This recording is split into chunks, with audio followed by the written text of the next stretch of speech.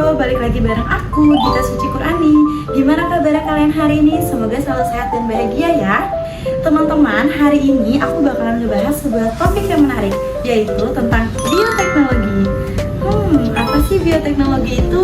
Kira-kira manfaatnya apa ya dalam kehidupan kita sehari-hari? Disimak videonya sampai habis. Apa itu bioteknologi? Bioteknologi adalah ilmu yang memanfaatkan makhluk hidup atau bagian-bagiannya seperti sel, enzim, dan DNA untuk menghasilkan produk dan jasa yang berguna bagi manusia. Ruang lingkup bioteknologi mencakup pertanian, peternakan, kesehatan, pangan, dan lingkungan dengan tujuan untuk meningkatkan kualitas hidup manusia. Bioteknologi terbagi menjadi dua, yaitu bioteknologi konvensional dan modern. Bioteknologi konvensional adalah bioteknologi yang dilakukan dengan cara sederhana dan alami, biasanya memanfaatkan mikroorganisme tanpa rekayasa genetik. Seperti contohnya fermentasi, yaitu proses mengubah bahan organik dengan bantuan mikroorganisme seperti ragi atau bakteri. Contohnya tempe, tape, yogurt, dan kecap. Contoh kedua adalah kultur jaringan, yaitu menumbuhkan bagian tanaman dalam kondisi steril di laboratorium, berguna untuk memperbanyak tanaman unggul. Seiring perkembangan ilmu pengetahuan dan teknologi, lahirlah bioteknologi modern yang memanfaatkan rekayasa genetika dan teknik molekuler untuk mengubah sifat organisme. Rekayasa genetika mengubah susunan gen suatu organisme untuk mendapatkan sifat baru yang diinginkan. Contohnya tanaman tahan hama, sapi penghasil susu tinggi, dan bakteri penghasil insulin.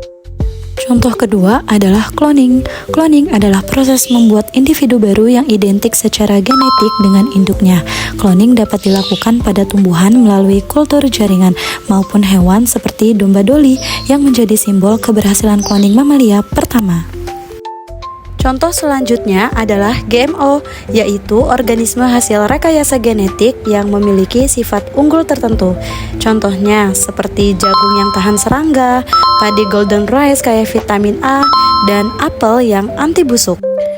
Bioteknologi memiliki banyak manfaat, contohnya seperti meningkatkan hasil pangan dan gizi, mengobati banyak penyakit dengan terapi gen, menghasilkan energi terbarukan seperti bioetanol, dan mengolah limbah menggunakan mikroba. Namun, bioteknologi juga dapat menimbulkan resiko dan tantangan loh.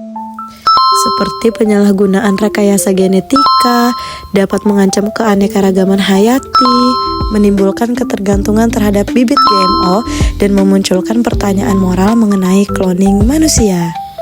Oleh karena itu, pemanfaatan bioteknologi perlu dilakukan secara bijak, bertanggung jawab, dan berlandaskan nilai-nilai etika serta keberlanjutan lingkungan. Cloning manusia secara reproduktif belum pernah dilakukan di Indonesia dan dilarang keras oleh hukum dan etika yang berlaku, termasuk fatwa MUI. Namun, Indonesia telah menguasai dan melakukan penelitian terkait cloning hewan untuk tujuan kemaslahatan dan pengembangan ternak. Sedangkan pada GMO sudah dan sedang dikembangkan di Indonesia loh teman-teman, tapi masih sangat terbatas pada riset, uji coba, dan penggunaan bahan impor sebelum produksi masa lokal.